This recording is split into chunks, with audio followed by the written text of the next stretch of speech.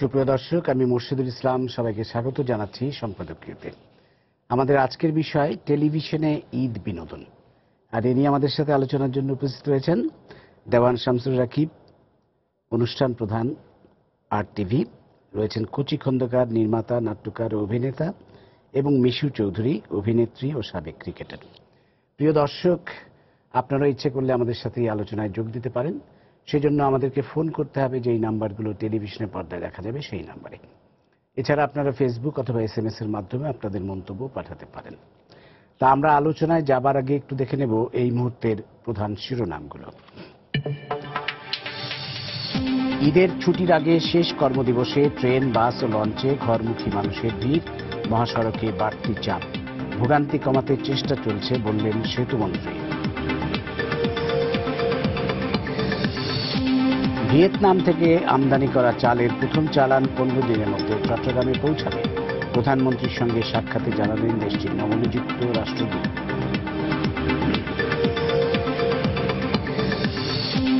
ASP Mizanur রহমানের শরীরে আঘাতের চিহ্ন রয়েছে, জানালো ফরেনসিক বিভাগ।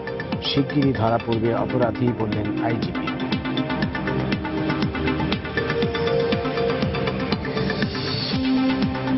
দুর্নীতির 2 মামলায় আত্মপক্ষ সমর্থন করে অসমাপ্ত বক্তব্য দিতে আদালতে বেগম দিয়া, পরবর্তী তারিখ 29 জুন। এবং পবিত্র লাইলাতুল কদরাজ, ইবাদত বন্দেগী আর জিকির আজকারে মহিমান্বিত এ রাতে মশগুল ধর্মপ্রাণ মুসলিমরা।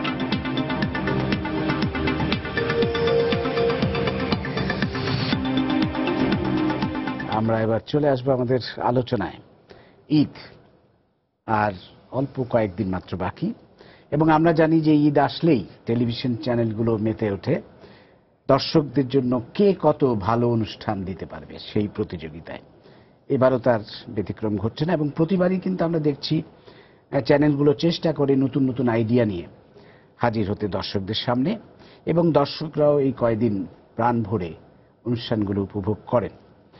এবং যে অনুষ্ঠানের মধ্যে একটা সিংহভাগ জুড়েই থাকে নাটক, যদিও, এবং আজকাল আবার শুরু হয়েছে ধারাবাহিক নাটক, মানে ছোট ধারাবাহিক, 6 পর্বের 7 পর্বের এরকম, কিন্তু অন্যান্য অনুষ্ঠানও থাকে। আমরা সবগুলো নিয়ে আলোচনা করব।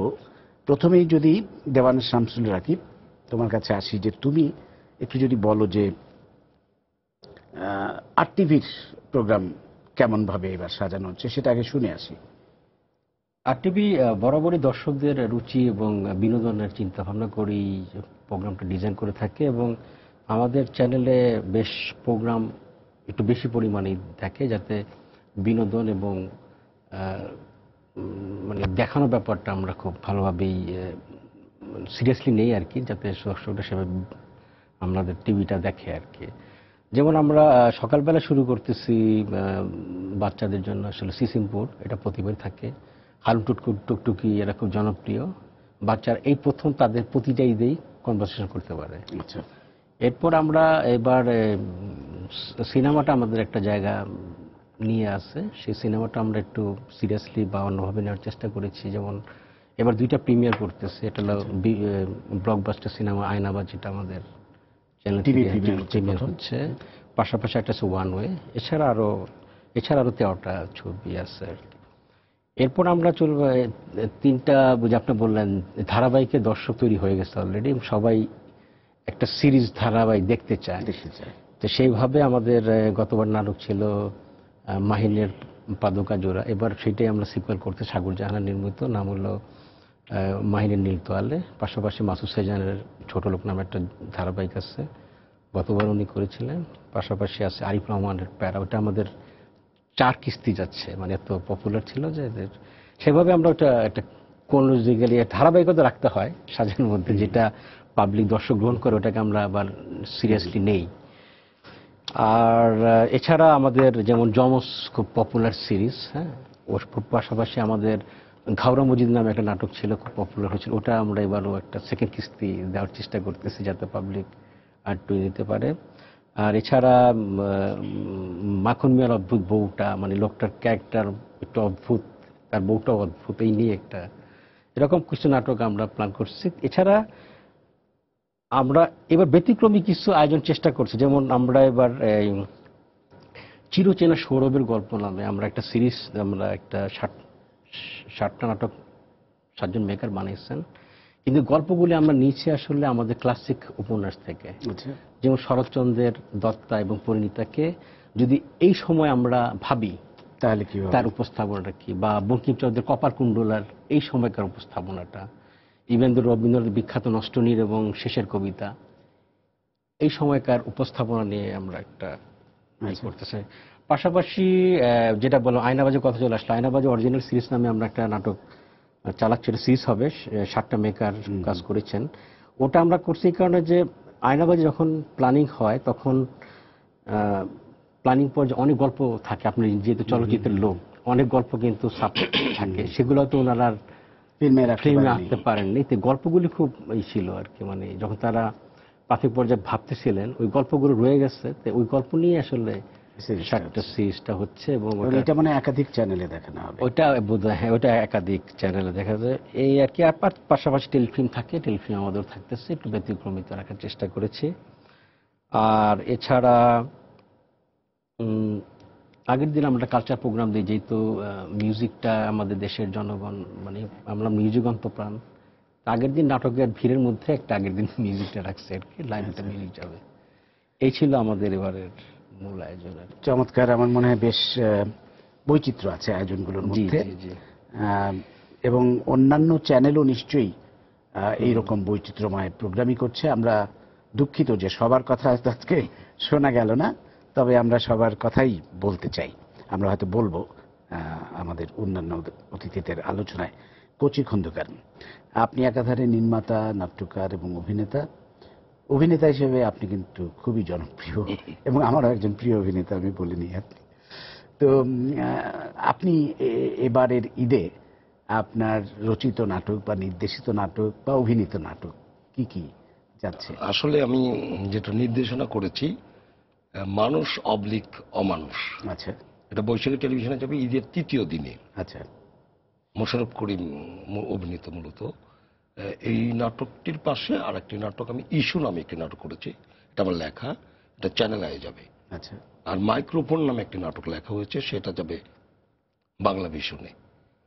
আরেকটি নাটক যেত, সেটির নাম টেলার ছিল এই রাকিবদের ওখানে, তো সেটি আগামী ঈদে আশা করছি যাবে ওইটা। তো এই হলো আমার মূলত 4টা নাটক, এবং 3টা নাটক এবার আমার যাবে। আর অভিনীত অভিনীত অসংখ্য, কিন্তু আমি আসলে এই মুহূর্তে তথ্য নিয়ে আসাটা কঠিন, যে এটা আসলে সব নাটকে একটু একটু করে আমি আছি আর কি, অনেকগুলো কাজই করেছে আর কি। উল্লেখযোগ্য নাম এই মুহূর্তে মনে করতে পারছি না আর কি। তো বলতে পারে যে ঈদে মানে আমাদের নির্মাতারা যে চ্যালেঞ্জটা নেয়, এবার অনেক বেশি চ্যালেঞ্জ গ্রহণ করেছে। একটি আমূল পরিবর্তনের একটি ঘটনা হয়তো ঘটতে পারে। প্রতিটি নাটকের পিছনে মেধা, যোগ্যতা প্রদর্শনের একটা চেষ্টা আছে, যেটা দীর্ঘদিনের আমাদের একটা স্বপ্ন, যে বাংলা টেলিভিশনে মানুষকে আবার ব্যাক করানো, ফিরিয়ে আনা। সেই দায়িত্ব বোধের থেকে আমার মনে হচ্ছে এবার ঈদটা অনেকে দেখবেন। প্রত্যেকটা মেকারই খুবই গুরুত্ব দিয়েছে, এক ধরনের তৈরি করেছে নিজেদেরকে এবং প্রদর্শনী করবে। এবং একটা জিনিস লক্ষণীয় যে স্পন্সরও কিন্তু সজাগ হয়েছেন, স্পন্সরও এই ধরনের নাটক করার দিকে ঝুঁকছেন, স্পন্সর করছেন।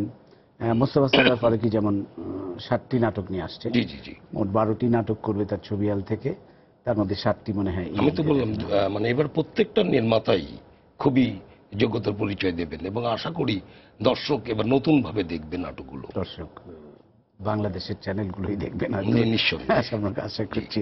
এবার মিশুর কাছে আসবো। তোমার অভিনীত নাটক কি কি আমরা দেখতে পাবো এবার? আমার এবার অভিনীত নাটকগুলো একটু কম, মানে বরাবর যেটা থাকে এই রোজার ঈদে একটু কম। আমার মনে হয় 6 থেকে 7টা নাটক বিভিন্ন চ্যানেলে যাবে, কিন্তু আমি ভীষণ দুঃখিত যে আসলে কোন চ্যানেলে কখন যাবে আমি বলতে পারবো না এরকম, কিন্তু যাবে। একটা জিনিস শুধু বলতে পারি যে আমি স্পোর্টস রিলেটেড একটা প্রোগ্রাম করি, সেটারই কিছু স্পেশাল শো যাবে নিউজ 24-এ ঈদের দিন থেকে শুরু করে ঈদের 5 দিন। তো সেখানে বিভিন্ন সেলিব্রিটি, ক্রিকেটার, অ্যাথলেট, শুটার, তারা বিভিন্ন আছে আর কি ওনারা। তো ওনাদেরকে নিয়ে কিছু মানে সাজানো হয়েছে প্রোগ্রাম। আর নাটক হচ্ছে 7টা করেছি, সেটা যাবে, কিন্তু কোথায় যাবে জানি না এটা। মানে একটু যদি জানতে চাই, দর্শকদেরও নিশ্চয়ই আগ্রহ আছে। তুমি তো ছিলে ক্রিকেটার, হ্যাঁ। সফল একজন ক্রিকেটার, এবং বাংলাদেশের নারী ক্রিকেট যেই মুহূর্তে জেগে উঠছে, মানে বিশ্ব দরবারে আমরা পরিচিত হচ্ছে, বা যে বাংলাদেশের মেয়েরাও ভালো ক্রিকেট খেলতে পারে, শুধু ছেলেরা নয়, সেই সময় তুমি ক্রিকেট খেলেছো, খুব বেশি দিন আগের কথা নয়। তো তারপর ক্রিকেটার থেকে অভিনেত্রী হয়ে যাওয়াটার গল্পটা কিরকম? এটার গল্পটা হচ্ছে মানে ভীষণ মজাদার আমি বলবো। সেটা হচ্ছে যে আমি যখন ক্লাস 9-এ পড়ি, এটা হচ্ছে 2006 এর কথা। তো সেই সময়টাতে হঠাৎ করে আমার বাসা হচ্ছে বগুড়াতে হচ্ছে এরকম যে আমি করতোয়া পত্রিকা আছে, সেখানে দেখছি যে একটা গ্রুপ ছবি, সবাই ঢাকায় ক্রিকেট খেলতে যাচ্ছে। তো তখন আমার কাছে মনে হচ্ছে যে আমি তো আসলে সবার সাথে ক্রিকেট খেলি, মানে আমরা যে বিকেলবেলা এসে মানে স্কুল থেকে এসে আসলে ক্রিকেটটা খেলা হয়, তাহলে আমাকে কেন ডাকলো না, মানে আমাকে কেন ডাকলো না, এইটা ছিল সবচেয়ে মজার। যে তো পরে আমি স্টেডিয়ামে গেলাম, ওখানে মুরাদ স্যার ছিলেন, ওনাকে আমি বলেছি যে আমি আসলে খেলতে পারি। তো উনি বললেন যে ঠিক আছে, তোমাকে 3টা বল করা হবে, তুমি একটা 6 মারতে হবে, একটা 4 মারতে হবে, আর একটা তুমি এরকম। পরে এরকম বললো, বলার পরে একটা 6 হলো, ওটা আসলে 6 হয়নি, মানে অনেক উঁচা দিয়ে বলটা গেছিল, কিন্তু 6 আসলে হয়নি। একটা হলো গ্র্যান্ড স্ট্যান্ডে গেল বলটা, আর একটা আমি আউট হয়ে গেছি। তো এরকম তখন খালি পায়ে ছিলাম, সালোয়ার কামিজ পরা। তো পরে উনি দেখে বললেন যে আমাদের খেলাটা পিছিয়েছে, আমাদের হাতে 10 দিন সময় আছে, তো তুমি প্র্যাকটিস করো, যদি মনে হয় যে তুমি আসলে খেলতে পারো তাহলে আমরা তোমাকে নিয়ে যাব। তো 10 দিন আমি তো স্কুল ফাঁকি টাকি দিয়ে, মানে ওই 10 দিন একদম মানে সারাটা দিন শুধু ক্রিকেট প্র্যাকটিস করতাম। এই করে পরে উনি বললেন যে ঠিক আছে, তুমি আমাদের সাথে মানে যাবে আর কি খেলতে। পরে এসে মহিলা কমপ্লেক্সে খেলা ছিল, তখন ক্রিকেট বলতে আমি বুঝতাম যে আমাকে বলা হয়েছে যে বল আসবে, তুমি শুধু মারবা। তো বল আসতো, আমি শুধু মারতাম। তো এটা অনেক সময় 4 হতো, অনেক সময় 6 হতো, এরকম অনেক সময় আবার আমি আউটও হয়ে গেছি। তো সেইভাবেই আসলে শুরু করা। আমি 2005 থেকে 2012 পর্যন্ত খেলেছি। এরপরে 12-এ আমার একটা ইনজুরি হয়, লিগারমেন্ট ছিঁড়ে যায়। পরে আমি ফাস্ট বোলার ছিলাম, তো আমি খেলাটা ছেড়ে দিই। ছেড়ে দেওয়ার পরে নাটকে আসাটা হচ্ছে আমার 2013 জুন থেকে। আর আরেকটা ব্যাপার হচ্ছে নাটকে আসার পেছনে কারণটা হচ্ছে, যেহেতু আমি থিয়েটারের মেয়ে, আমার ব্যাকগ্রাউন্ড হচ্ছে থিয়েটার, আমি ছোটবেলা থেকেই থিয়েটারে কাজ করি, ইনফ্যাক্ট এখনো দেশ নাটকে কাজ করছি। তো যার ফলে আমার কাছে মনে হয়েছে যে অভিনয়টা আমি কিছুটা হলেও আসলে জানি, মানে আমি সেটা চাইলে করতে পারবো, এইভাবেই আসা। আর প্রথম কাজটা ছিল হলো শহীদুজ্জামান সেলিম ভাইয়ের, ওনার ডিরেকশনে একটা নাটক ছিল ধারাবাহিক, ডিবি নাটকটা। বাহ, আমরা তোমার অভিনেত্রী হওয়ার গল্পের পাশাপাশি আমরা ক্রিকেটার হওয়ার গল্পটাও শুনে ফেললাম। ধন্যবাদ তোমাকে। আমাদের সাথে একজন দর্শক আছে ফোনে, আমরা একটু ফোনটা নিই। প্রিয় দর্শক, আপনার পরিচয়টা দিয়ে প্রশ্নটা করুন। জি, আসসালামু আলাইকুম। ওয়ালাইকুম আসসালাম। আমি মোহাম্মদ জালালউদ্দিন হবিগঞ্জ থেকে বলছি। বলুন। আমার প্রশ্ন হচ্ছে, আমরা বাংলাদেশের যারা দর্শক আছে, আমাদের বাংলা নাটকগুলো আমাদের খুবই ভালো লাগে, এবং যারা অভিনেতা অভিনেত্রী আছেন আমরা আমাদের খুব প্রিয় ওদের। কিন্তু আমাদের অত্যন্ত দুঃখের বিষয় যে আমরা প্রত্যেকটা চ্যানেলে, বাংলাদেশের যতগুলো চ্যানেল আছে সবগুলো চ্যানেলেই নাটকগুলো আমরা দেখতে বসে অনেক আগ্রহ নিয়ে, কিন্তু বিজ্ঞাপন এত বেশি প্রচার করা হয়, দেখা গেছে 10 মিনিট নাটক দেখা যায় না, 15 মিনিট বিজ্ঞাপন প্রচার করা হয়। এই বিজ্ঞাপনের কারণে আমরা নাটকগুলো দেখতে পারি না। তো আমি আজকে আপনাদের মাধ্যমে মাননীয় অভিনেতা অভিনেত্রীদের বলতে চাচ্ছি, কাইন্ডলি আমাদের বিজ্ঞাপনটা একটু সংযুক্ত করে নাটকগুলো যদি দেখার সুযোগ দেন, তাহলে হয়তো বাংলা নাটকগুলো আরো অনেক সমৃদ্ধ হবে। ধন্যবাদ, ধন্যবাদ। এটা আসলে অভিনেত্রীরা বলতে পারবেন না, এটা যিনি বলতে পারবেন তিনি আমার পাশেই বসে আছেন। রাকিব, কি বলবে তুমি? এটা সত্য কথা যে বিজ্ঞাপনের ইয়েতে অনেকে নাটক, অনেক চ্যানেল খুব বেশি পরিমাণ চালায়, কিন্তু মানে আমি আমারটা বলতে পারি যে আমরা এটা ভেবেই স্বল্প বিরতি, ব্রেক ফ্রি নাটক রেখেছি আমরা, সুতরাং দর্শকের কোনো ভয় নাই, নির্দ্বিধায় সে নাটক দেখতে পারবে। আমার 4টা বা ধারাবাহিক 3টা যাচ্ছে, বেশিরভাগই আমার মানে ব্রেক ফ্রি আছে 3টা, আর 2টা স্বল্প বিরতি 2 মিনিট 3 মিনিট চলবে।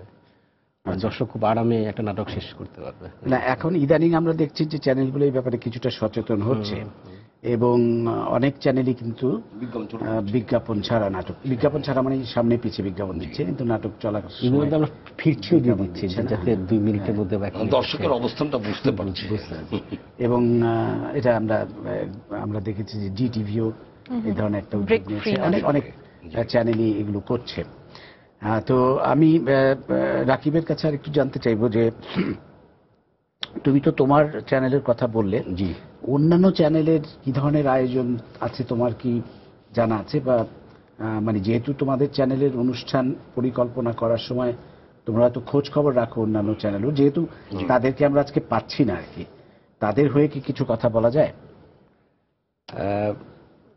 হয়তো ভালো মন্দ ওইভাবে বলতে পারবো না, কিন্তু আমরা যখন প্ল্যান করি সবাই আসলে কাছাকাছি। সত্য কথা হলো যে একটু আগে আলোচনা চলে আসছে, সবাই তো বন্ধু বান্ধব, যে সবাই, হ্যাঁ জানাই যায়। হ্যাঁ, এটা একটা কথা আলোচনা চলে আসছে, যেমন সবাই চেষ্টা করতেছে সহনীয় যাতে তার নাটকটাকে দেখে। পাশাপাশি সবার মধ্যে এখন নাটকের ইটা বেড়ছে এখন, মানে গল্পর আগে গল্প হয়তো ছিল না, এখন গল্প নির্ভর, তারপরে ভালো আর্টিস্টদের না কাজটা করানো, এর একটা প্রতিযোগিতা, ভালো মেকার। এখন যারা চ্যানেলে কাজ করতে তারা আলটিমেট জেনেও গেছে যে কারা এখন মার্কেটে মানে ভালো মেকার আছে বা কি আছে। তাদেরকে দিয়ে দেখলাম যে সব চ্যানেলই এখন যে আমি দেখলাম যে কয়েকদিন আগে যে চ্যানেলটা হয়তো বেশ পিছিয়ে ছিল, দেখলাম যে তারাও এবার ঈদের আয়োজনে কিছুটা হয়তো কিছু ভালো নির্মাতা দিয়েই চেষ্টা করছে আর কি। করছে, হ্যাঁ সেরকম মানে প্রতিযোগিতা সবাই ভালোভাবে নিচ্ছে আর কি, মানে এটা হেলদি একটা অবস্থা, সুস্থ প্রতিযোগিতা যদিও আছে, কিন্তু সবাই সবার মানে আমরা আসলে আমাদের চ্যানেলগুলো তো একটা ক্রান্তিকাল অতিক্রম করছে, এবং কিছুদিন আগেও আমরা দেখলাম যে অনেক রকম আন্দোলন হয়েছে, বিদেশি চ্যানেলে বিজ্ঞাপন চলে যাচ্ছে, আমাদের নির্মাতারা বাজেট কম পাচ্ছেন, এখনো পাচ্ছেন না, যদিও বিদেশি চ্যানেলে বিজ্ঞাপনটা বন্ধ করা হয়েছে, কিন্তু এখনো যে বাজেট খুব একটা বেড়েছে তা না, তবে ঈদে হয়তো কিছুটা বাজেট পাওয়া যায়। তো সুতরাং সত্য কথা বলছেন যে আসলে সব চ্যানেলে চাইলেই পারতেছে না, এটা সত্য কথা। সব চ্যানেল যে প্রফিটের মধ্যে আছে তাও না, একটা সেটাও আমাদের মধ্যে সবাই জানে কোন চ্যানেল কি অবস্থা, তো সে অনুযায়ী যে যার জায়গা থেকে চেষ্টা করে। কিন্তু আপনি ভালো বলছেন যে আগে একটা আন্দোলন হয়ে গেছে, কিন্তু সেটা যদি আরটু ভালোভাবে আমরা করতে পারতাম, মানে এটা যদি আরটু স্থায়ী হতে পারতো, হয়তো বা কেউ আরো ভালো ফল বের হয়ে আসতে পারতো চ্যানেলের জন্য, সেটা আরো ভালো হইতো আর কি। কচি খন্দকার, আপনি কি বলবেন? আমি একটা জিনিস খুব পরিষ্কার হচ্ছি, যেটা হচ্ছে যে ভালো গল্প, ভালো নির্মাণ একমাত্র সমস্যার সমাধান, এর বিকল্প আর কিছু নেই। তো এর জন্য প্রধানত দায়ী হচ্ছে টেলিভিশন। আমি রাকিবের সামনেই বলছি, টেলিভিশনই পারে টোটাল সিস্টেম বা প্রক্রিয়াটাকে ঠিক করতে। আমরা তো আন্দোলন করেছিলাম একটি ভালো নাটকের জন্য, একটি ভালো বাজেটের জন্য। ভালো নাটক মানে ভালো বাজেট, এটা খুব পরিষ্কার। বিজ্ঞাপন একটা পর্যায়ে, বিজ্ঞাপন ছোট বা বিজ্ঞাপন অল্প দেখাক, নাটকটা বেশি দেখাক। তো মুভমেন্টের মূল উদ্দেশ্যের সঙ্গে আমরা যখন খুব একাকার হয়েছিলাম, আমাদের প্রডিউসার অ্যাসোসিয়েশন, আমাদের টেলিভিশন নির্মাতা, আমাদের আর্টিস্ট, সবাই তো সমন্বিতভাবে, এবং বাংলাদেশে এটা অভূতপূর্ব ব্যাপার যে ক্যামেরাম্যান, মেকআপ সবাই কিন্তু এক জায়গায়, এবং একটি ব্যাপারে সবাই পরিষ্কার যে একটি ভালো নাটকের জন্য কিন্তু মূলত আন্দোলনের মূল ভিত্তি। তো আমরা আশা করছি যে আমাদের আন্দোলনের যে কথাটা আপনি বললেন, একটি ফল আসতে তো সময় লাগে, সেই ফলটা এবার ঈদে আমরা দেখতে পাচ্ছি। যে যে যার জায়গা থেকে, যেরকম আপনি ছবিলের কথা বললেন বা আয়নাবাজি যে সিরিয়ালটা আসবে, আর যারা বাকি আমরা যারা কাজ করছি, প্রত্যেক চেষ্টা করেছি একটা ভালো গল্প দিয়ে মানুষকে ফিরিয়ে আনতে। এবং এই ক্ষেত্রে এবার আমি চাইবো, আমরা যেরকম আপনারা যেরকম আজকে একটা দায়িত্ব নিয়ে আমাদের সঙ্গে কথা বলছেন, সেভাবে সংবাদপত্রগুলো যদি একটু ভূমিকা নেয় এবার ঈদে, যে কি কি নাটক কেমন হলো তার একটি প্রেক্ষাপট তুলে মানুষকে যে বলা বা জানানো। একটা বিশাল জনগোষ্ঠী আমাদের নাটক থেকে বিমুখ হয়ে গেছে, তো সেই জায়গাটা আমাদের একটা বড় ধরনের যন্ত্রণা। আমরা চাই যে এবার ঈদের মাধ্যমে আমাদের ব্যাপক দর্শক যাতে আবার ফিরে আসে। এবং মোর্শেদ ভাই, এটা বলতে দ্বিধা নাই, যেহেতু যে কে কেমন কাজ করছে এবার কিন্তু কিছুটা হলেও বুঝতে পেরেছি। আমরা প্রত্যেকের মধ্যে একটা দেখেছি সিরিয়াস, যে প্রত্যেকে চেষ্টা করেছে একটা ভালো একটা প্রোডাকশন দিয়ে যাতে মানুষকে ফেরানো যায়। তো আমরা চাইবো টেলিভিশন যেন এই জায়গাটা বোঝে, তারা যেন যে কোনোভাবে যে কোনো প্রক্রিয়ায় যে কোনো গল্প যে কোনো ডিরেক্টরকে যুক্ত করে যদি কাজ করেন, তাহলে দেখা গেল এই ফলটা নষ্ট হবে। তারা যদি ঠিক থাকেন, টেলিভিশনের এই প্রেক্ষাপট যদি বদল হয়, আমরা বাংলাদেশের নাটক নিয়ে সবসময় আশাবাদী এবং আমরা বিশ্বাস করি যে আমাদের নাটকের মাধ্যমেই আমরা ফিরাতে পারি, বলা যায় আমাদের হারানো গৌরব বলেন, ইতিহাস বলেন, ঐতিহ্য বলেন। এবং আমরা ইদানিংকালে যেটা আমাদের প্রভাব পড়ছে, সব ক্ষেত্রে তো প্রভাব পড়ে, এই যে চলচ্চিত্রের যে আজকের যে প্রেক্ষাপট হঠাৎ করে হয়ে গেল, এটা তো আমাদের কাঙ্ক্ষিত না। আমরা তো বাংলা, আপনি তো নিশ্চয়ই বলবেন চলচ্চিত্রের আমরা অনেক বড় বড় আলমগীর কবির, জহির রায়হানের মতন পরিচালক আমাদের যেখানে সম্পদ, সেখানে আমাদের চলচ্চিত্র কেন হোঁচট খাবে? চলচ্চিত্র কেন দাঁড়াবে না? চলচ্চিত্রের জন্য কেন এরকম একটি প্রেক্ষাপট তৈরি হবে? আমার মনে হয় যে সবাইকে বোঝা উচিত, এই যে একটা আমরা গ্রুপ হয়ে যাচ্ছি, মানে টাকার জন্য বা অর্থের জন্য, লগ্নির জন্য আমরা পরস্পরকে যে অশ্রদ্ধা করে কথা বলছি, এই জায়গাটা মনে হয় নিরসন হওয়া উচিত।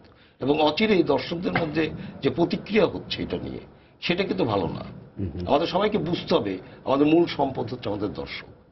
তাদেরকে বিভ্রান্ত করলে কিন্তু চলচ্চিত্র বলি, নাটক বলি, সব ক্ষেত্রে কিন্তু আমরা হোঁচট খাবো। আমাদের আসলে চ্যালেঞ্জটা যেটা হচ্ছে যে খুব কম বাজেটে, একেবারেই মানে অস্বাভাবিক কম বাজেটে আমাদেরকে নাটক বানাতে আপনি হচ্ছে, চিন্তাই করতে পারবেন না। চলচ্চিত্র বানাতে হচ্ছে কম বাজেটে, কিন্তু সেই নাটক এবং সেই চলচ্চিত্র দিয়ে আমাদের প্রতিযোগিতা করতে হচ্ছে বাইরের চ্যানেলগুলোর সাথে, যারা নাকি হয়তো অনেক অনেক বেশি টাকা খরচ করে। ওর সাথে এই ব্যাপারে আমি একটু বলি, এবং এখন তো যেহেতু দুনিয়াটা ওপেন, মানে জি, জি, জি। আপনি চাইলেই যে কোনো চ্যানেল দেখতে পাচ্ছেন, আপনি চাইলেই পৃথিবীর যে কোনো সিনেমা দেখতে পাচ্ছেন, সুতরাং দর্শক তো আর সেটা বুঝবে না যে আপনি কম বাজেটে বানিয়েছেন। যেহেতু আমাদের ইউটিউব আছে, ইউটিউবে আসলে যেটা হয় কি সবকিছুই তো আপলোড হয়ে যাচ্ছে। সত্যিকার অর্থে ডিরেক্টর বেচারা এখনো যে করুণ একটা প্রেক্ষাপটের মধ্যে আছে, তার কিন্তু কোনো বাজেট নেই। আপনি যদি একটি নাটকের পুরো বাজেটটা যদি এখানে আলোচনা করেন যে আর্টিস্ট কেমন নিচ্ছে, আদার্স কারা কে কিরকম নিচ্ছে, পুরো টাকাটা যদি আপনি ভাগ করেন, ডিরেক্টরের অংশ কিন্তু খুবই কম। সেক্ষেত্রে আমরা প্রত্যাশা কিভাবে করি, তাই না? আমরা মনে করি প্রত্যেকে বোঝার দরকার এই জায়গাগুলো, কে কাকে কিভাবে মূল্যায়ন আমরা করব। এক্ষেত্রে বাজেট যেহেতু একটা বিষয়, যে এবার যারা কাজ করতে আসছে, বিশেষ করে এই আয়নাবাজি এবং আমি শুনেছি ছবিয়ালের যে নাটকের বাজেট, সেটা অনেকটা একটু সহনীয় পর্যায়ের এবং নিশ্চয়ই ভালো বাজেট, এবং সেক্ষেত্রে সেই প্রভাবটা নিশ্চয়ই আমরা দেখবো আর কি, একটা ভালো বাজেটের নাটক কিভাবে নাড়া দিতে পারে। সেই জায়গাতে আমি রাকিব যেহেতু একদম টেলিভিশনে আছেন, নিশ্চয়ই আলোচনা করবেন যে আমাদের নাটকের বাজেটের ক্ষেত্রটি যেন ঈদের মতনই থাকে। পরবর্তীতে যখন সিঙ্গেল নাটক হবে বা টেলিফিল্ম হবে, সেই বাজেটটা আবার যখন 50% হয়ে যায়, তখন কিন্তু আবার দেখবেন ওই দৈন্যতা শুরু হচ্ছে আর কি। বাজেটের প্রসঙ্গ যেহেতু আসলো, মানে আমি বলতে চাই যেমন আসলে আমরা দিতেই চাই, কিন্তু সমস্যাটা হলো যে আমাদের প্রথম ফাইট করতে হচ্ছে ফ্রি টু এয়ার। মানে দর্শকের কাছ থেকে কোনো টাকা রাখা যাচ্ছে না। হ্যাঁ, দর্শক থেকে, মানে আমি আমার ফ্রি টু এয়ার দুই দিক জায়গা থেকে আমি করতে গেছি। একটা হলো যে আমরা কোনো কিছু হয়তো পাচ্ছি না, মানে ফ্রি দিতে হচ্ছে। পাশাপাশি আরেকটা সমস্যা হচ্ছে যে আমার সাথে জিটিভি স্টার প্লাস এগুলো কমপ্লিট করতে হচ্ছে। এখন ওইটা যদি একটু রেস্ট্রিক্ট থাকতো, আপনি যদি বাইরে যান, আপনি দেখবেন যে আপনি যদি ওদের দেশের বাইরে কোনো চ্যানেল দেখতে চান, তবে আপনাকে একটা পে মাধ্যমে কিন্তু দেখতে হচ্ছে। তো হলো কি যে গভর্নমেন্টও পাচ্ছে, পাশাপাশি সব চ্যানেল দেখাও যাচ্ছে না, সব চ্যানেল দেখাও যাচ্ছে না, অনেক দেশে যেই দেখা। কিন্তু আমাদের দেশে এইটা হতে খুব ইজিলি ভাবে একটা ফাইট আসছে। পাশাপাশি যদি এই নিয়মটা থাকতো, তখন কিন্তু চ্যানেলও আমি মনে করি একটা জায়গায় লাভবান হতো আর কি। পাশাপাশি আরেকটা সমস্যা হচ্ছে যে ধরেন কিছু মাল্টি ন্যাশনাল কোম্পানি থাকে যারা হয়তো বা একটা বিজ্ঞাপন ব্যবহার করে, যেমন মনে করেন আপনি যদি পেপসি বা কোকা-কোলা ধরেন, বা আরো কিছু ব্র্যান্ডিং আছে লাক্স বা জাতীয়, দেখবেন যে ও কিন্তু এখন আপনি যদি এটা আপনি কানাডা বা আমেরিকা যান, দেখবেন যে ওদের আর্টিস্ট দিয়ে করলে একটা বিজ্ঞাপন রেটে আপনাকে যেতে হবে, আর যদি বাইরে তবে 3 গুণ না 4 গুণ দিয়ে অন ইয়ারটা আপনার এনশিওর করতে হবে। কিন্তু আমার কিন্তু একবারে আমি করে ফেলতেছি। ওতে কি হচ্ছে যে আমার যদি পেপসি ভাবতো যে আজকে আমি এই অন্তত বাংলাদেশের কিছু বাজেট থাকবে, সে বাজেটটা কিন্তু আর থাকতেছে না। বাজেটে সে পার্শ্ববর্তী দেশের মাধ্যমে কিন্তু আমার এখানে চালা যেতে পারতেছি। অনেক সমস্যা আছে, মানে আমাদের শুধুমাত্র বিজ্ঞাপনের উপরে নির্ভর করতে হচ্ছে। মিশুর কাছে আসবো, তার আগে আমাদের সাথে একজন দর্শক আছে, একটু ফোনটা নিয়ে নিই। প্রিয় দর্শক, আপনার পরিচয় দিয়ে প্রশ্নটা করুন। আমি অহন ওরজ বলছি ঢাকা থেকে। বলুন। যে আমার হচ্ছে প্রশ্ন হচ্ছে কচি ভাইয়ের কাছে, প্রথম প্রশ্ন সেটা হচ্ছে নতুন যারা অভিনয় করতে চায় তো তাদের ক্ষেত্রে তিনি কিভাবে একটা মোটিভেশন একটা দেবেন যে নতুন অভিনয় করতে আসলে কোন ব্যাপারটা পোক্ত করে আসা উচিত, কোন ব্যাপারগুলোর দিকে লক্ষ্য রেখে একজন অভিনয় শিল্পী হওয়ার ক্ষেত্রে কোন বিষয়গুলোর প্রতি পরবর্তী প্রশ্ন বলুন, বোঝা গেছে। পরবর্তী প্রশ্ন আছে কোনো? হ্যাঁ জি জি। আর হচ্ছে রাকিব ভাইয়ের কাছে একটা কোশ্চেন আছে, সেটা হচ্ছে একজন নতুন ডিরেক্টর যদি আরটিভিতে বা আপনারা হচ্ছে আরটিভিতে নতুন ডিরেক্টরদের কাজ দিতে গেলে সেটা কিভাবে দেন, একজন নতুন ডিরেক্টর হতে গেলে তাকে কিভাবে কাজ করতে হবে আর কি। ধন্যবাদ, বোঝা গেছে। আমরা প্রশ্নের উত্তরগুলো শুনবো আপনাদের কাছে, কিন্তু আগে একটু মিশুর কাছ থেকে ঘুরে আসি। মিশু, তুমি, আমরা জানি যে তুমি বেশ কিছু, তুমি নিজেই বলছিলে যে বেশ কিছু অন্যান্য নাটক ছাড়াও অন্যান্য অনুষ্ঠান সেলিব্রিটিদের নিয়ে, বিশেষ করে ক্রীড়াঙ্গনের সেলিব্রিটিদের নিয়ে তুমি অনুষ্ঠান করেছো, যেহেতু তোমার ক্ষেত্রটাই আসলে ক্রীড়া ছিল। না মানে সেই দিক থেকেই তোমার ব্যাকগ্রাউন্ডটা যেহেতু খেলাধুলার দিকে আছে, তো ওই অনুষ্ঠানগুলোর ব্যাপারে একটু বলবে নাকি বিষয়? আমি ওইটা বলবো, তার আগে আমি একটু আসলে এই আলোচনা যেটা হলো সেটা নিয়ে আমি একটু বলতে চাই। সেটা হচ্ছে যে আমি কচি ভাই যেহেতু লেখে, আমি কচি ভাইয়ের কাছে একটু শুনবো যে আমি অনেকেই লেখেন, তাদের কাছে আমি এরকমটা শুনেছি যে এই সময়ে যারা লিখছেন তাদেরকে এক ধরনের রেস্ট্রিক্টেড আসলে দেয়া হচ্ছে। যেমন শুধুমাত্র নায়ক নায়িকা থাকবেন, বাবা মা থাকবেন না, বা আদার্স কোনো ক্যারেক্টার থাকবেন না। এটা যত কম ক্যারেক্টার থাকে, হ্যাঁ, অনলি ফর বাজেট। এবং সেটার জন্য আমার এরকম যে শুধুমাত্র ইনডোরে আমার সেগুলোর সিনগুলো করতে হবে, আমি বাহিরে কোথাও শুটিং করতে পারবো না, সেখানেও বাজেট এক ধরনের একটা ঝামেলা করছে। আবার এরকমও আছে যে আমি শুনেছি যে হয়তো এমন হচ্ছে যে 2.5 লাখ টাকা বাজেট দিচ্ছে আমাকে, সেখানে আমি একজন বড় মাপের অভিনেতাকে নিলাম অথবা একজন অভিনেত্রীকে নিলাম, তাকে কিনা দেখা যায় যে 1 লাখ টাকা দিতে হচ্ছে বা 1,20,000 টাকা দিতে হচ্ছে। আমার কথা হচ্ছে আমি এখন সেই আর্টিস্টকে আসলে কেন নেব? আমি তো আসলে অভিনয়টা এখন যদি এমন হয় যে চ্যানেলগুলো যদি সেইভাবে যদি একটু যদি অন্যভাবে সাজায় যে আমি আসলে নতুনদেরকে সুযোগ দিব, বা যারা আসলে কাজ করছে কম আসলে পরিচিত, যে তিনি হয়তোবা অনেক বেশি সেলিব্রিটি কিন্তু আমি হয়তোবা তার চেয়ে একটু কম, আমাকে দিয়ে উদাহরণ দিচ্ছি, তো তাহলে আমি সেখানে আসলে 50,000 বা 20,000 বা 30,000 টাকায় আসলে কেন কাজ করতে পারবো না? এমনটা হয়েছে যে ধরুন ওনাকে 1,20,000 টাকা আমার দিতে হচ্ছে, সেখানে তাকে আমার নিতেই হচ্ছে। যদি সেই ডিরেক্টর কাজ করতে না চায় তখন আরেকজন আসলে বলেন যে ঠিক আছে উনি করছেন না, আমি তাহলে করি, এবং নিজের পকেটের টাকা দিয়ে আসলে করে। তো আমার কাছে যে জিনিসটা আসলে মনে হয় যে আমরা এত আন্দোলন করছি, এত কথা আসলে বলছি, সবচাইতে বড় ব্যাপার হচ্ছে আমরা আসলে নিজেদের মধ্যে আমার মনে হয় ঠিক। আচ্ছা, এটা আমরা শুনবো কচি খন্দকারের কাছ থেকে, যেহেতু উনি নির্মাতা এবং অভিনেতা, নাট্যকার সবই, আমরা তার কাছে শুনবো। তোমার পরের প্রশ্ন যেটা আমি করেছিলাম যে অন্যান্য অনুষ্ঠানগুলো কি কি আছে একটু সংক্ষেপে। অন্যান্য যেটা আছে সেটা এটা হচ্ছে যে ওই যে বলছিলাম আমি যে যারা ক্রীড়া অঙ্গনের সাথে জড়িত আর কি, তাদেরকে নিয়ে এটা জাস্ট হচ্ছে যে সবসময় তো আমরা আলোচনা করি যে ক্রিকেটে আসলে সব অ্যানালাইসিস গুলো করি যে কি হচ্ছে না হচ্ছে, বাট এবারেরটা হচ্ছে যে তাদের প্রেম, ভালোবাসা, সংসার জীবন, তারা কে কেমন আছে, শুরুটা কবে থেকে হচ্ছে, কি ভাবছে, স্বপ্নগুলো কি, এইসব নিয়ে আসলে ছোটখাটো একটা আয়োজন আর কি। সেটা ঈদের, এটা যাচ্ছে নিউজ 24-এ, এটা ঈদের দিন থেকে শুরু করে ঈদের 5 দিন পর্যন্ত দেখাবে। আচ্ছা আচ্ছা আচ্ছা, কচি ভাই আপনার কাছে আসবো দুইটা ব্যাপারে। একটা হচ্ছে যেই প্রশ্নকর্তা প্রশ্ন করলেন ওটা একটু সংক্ষেপে, ওটা আসলে খুব বেশি কিছু বলার হয়তো নাই, বলে তারপরে মিশু যেটা বললো। বাংলাদেশে তো আসলে অভিনেতা হওয়ার জন্য যে ইনস্টিটিউশন সেটা তো নেই। আমরা তো মঞ্চে মানে তো বেসিক্যালি থিয়েটার ওয়ার্কারদেরই বেশি এখানে অবস্থানগত জায়গাটা ক্লিয়ার।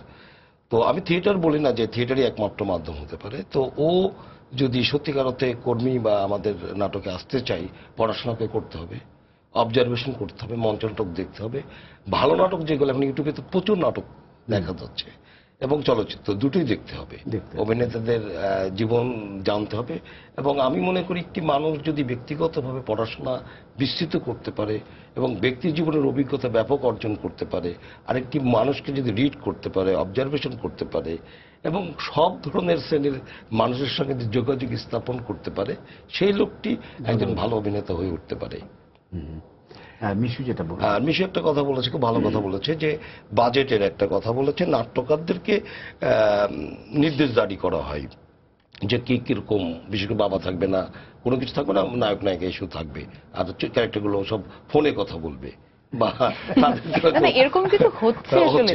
তো এগুলো যারা করছেন, মানে আমি জানি না, আমার লেখায় যেটা প্রয়োজন সেটা তো আপনি আমার যদি মানুষ অমানুষ দেখেন, আপনি যদি আমার মাইক্রোফোন দেখেন, আপনি যদি আমার ইস্যু দেখেন, প্রত্যেকটা যে ক্যারেক্টার যেটা লাগবে, গল্পের ডিমান্ড যেটা, সেখানে যে ছোট্ট একটি ক্যারেক্টার ডিমান্ড করে, আমি তো ওকে বাদ দিয়ে গল্প লিখতে পারবো না। আমি জানি না কোন নাট্যকার কে কিভাবে লেখে জানি না, কিন্তু প্রত্যেকটা চরিত্র তো গুরুত্বপূর্ণ। সে যদি কথাও না বলে তারও তো একটি গুরুত্ব আছে। এবং হ্যাঁ, একটা বাজেটের বাস্তবতা তো আছে। আরেকটি প্রশ্ন ও বলেছে, সেটি হচ্ছে যে একটি অভিনেতা যার বাজেট বেশি বা যার ডিমান্ড বেশি, তাকে হয়তো দেখা গেল অনেক টাকা দেওয়া হচ্ছে, বাজেটের একটা বেশিরভাগ অংশ সে হয়তো নিয়ে যাচ্ছে, যার কারণে বাকিগুলো অনেক কম টাকা বা ওই বাজেটের ছোট্ট একটা অংশ বাকিগুলোরা পাচ্ছে। এক্ষেত্রেও আমি আবার টেলিভিশনের কথা বলবো। টেলিভিশনের একটা দায়িত্ব আছে এক্ষেত্রে, যে ওই নির্ভর নাটক আমরা শুনেছিলাম এরকম, যে ও থাকলে আর কাউকে লাগবে না, মানে তুমি শুধু ওকে ম্যানেজ করো, সমস্ত ডিরেক্টর তাকে ম্যানেজ করার জন্য ছুটছে। তো ওইটা তো আসলে অন্য একটা সংকট। তো সেই সংকট থেকে মুক্তি দিতে পারে টেলিভিশন। তারা বলতে পারে যে আমরা যে কোনো রকমের শিল্পী তোমরা নিয়ে আসো, আমরা গল্প ভালো দেখতে চাই। টেলিভিশনে তো বলবে স্পন্সরের কথা, তাহলে সব রিলেটেড। আমরা যদি রিলেটেড হতে হতে যদি এই জায়গাটা যদি পরিষ্কার হতে না পারি, তাহলে নতুন সম্ভাবনাময় অনেক শিল্পী আসবে না। সেক্ষেত্রে টেলিভিশন 1 বছর বলুক না কেন যে আমরা একটা বছরে এই স্টার ভ্যালু দরকার নেই, তোমরা ভালো নাটক নিয়ে আসো। দেখেন, আমি চ্যালেঞ্জ করে বলতেছি যে আপনার একটা ব্যাপক আর একটা বিপ্লব ঘটবে। নতুন নতুন নাটক, নতুন নতুন ছেলে পেলে, নতুন নতুন নায়ক নায়িকা আমরা পাবো। তো সেই নিশ্চয়তাটা দুদিক থেকে হতে হবে। ডিরেক্টর ভালো নাটক বানাবে এবং ওনারা দায়িত্বটা নেবেন। আরেকটি কথা হচ্ছে যে এটা তো সত্যই, এটা পৃথিবীব্যাপী এটা আছে। আমার শুধু একটা লাস্ট কথাটা, যে একজন বিখ্যাত নায়ক আমির খান বা সালমান খান, নাসিরুদ্দিন শাহ, যেই হোক না কেন, এটা তো প্রতিভাবান। আমাদের মোশাররফ করিম, জাহিদ হাসান, চঞ্চল চৌধুরী, এরা তো প্রতিভাবান, এদের তো ডিমান্ড থাকবেই। এবং এটা তো অনস্বীকার্য যে তাদের অভিজ্ঞতা, তাদের অভিনয় ক্ষমতা, দক্ষতা বাধ্য করে ডিরেক্টরকে তাদেরকে নিতে। সেক্ষেত্রে তো ওই বিকল্প জন্য হয়ে উঠতে হবে তাকেও। এটাও আমাদের একটা সংকট আছে। না, কিন্তু আমি যেটা বলতে চাচ্ছিলাম যে ফিল্মের ক্ষেত্রে কিন্তু আমরা দেখি অনেক সময় একটা ভালো ছবি করতে গেলে অনেক বিখ্যাত অভিনেতাও, মানে একেবারে সুপারস্টার, সেও কিন্তু অনেক সময় বিনা পারিশ্রমিকেও কাজ করতে রাজি হয় ভালো ছবির জন্য। টেলিভিশনে কি এই চর্চাটা এখনো? আপনি তো খুব যে একটা ভালো স্ক্রিপ্ট, এটা জানি আমি খুব ভালো নাটক হবে, ঠিক আছে, আমি এটাতে আমি পারিশ্রমিক খুবই কম দিলাম, যেরকম এরকম আমি একটু এখানে একটা খুব গুরুত্বপূর্ণ একটা কথা বলেছে, যে আসলে ভালো গল্প, ভালো চরিত্র যদি সে পায়, সে কি করবে। আসলে কেন জানি আমরা আসলে অ্যাকচুয়ালি এরকম মানে দায়বদ্ধতা, যখন মঞ্চে আমরা কাজ করেছি, ধরেন সবাই কিন্তু বছরের পর বছর মহড়া করে আমরা মঞ্চে গেছি, সেখানে তো কোনো ডিমান্ড ছিল না। কিন্তু কেন জানি এটা একটা প্রফেশনাল টাচ থাকার জন্য যে মানুষ ওই টাকার সঙ্গে। আচ্ছা, আমি একটু ইয়ের কাছে আসবো, রাখি যে দর্শকটা প্রশ্ন করলো যে একটি নতুন ডিরেক্টর যদি একটা নাটক দিতে চায় চ্যানেলে, তাহলে কি করণীয়, বা নতুন ডিরেক্টরের নাটক নেওয়া হবে কিনা, এটা আর মিশু যেটা বললো সেই প্রশ্ন।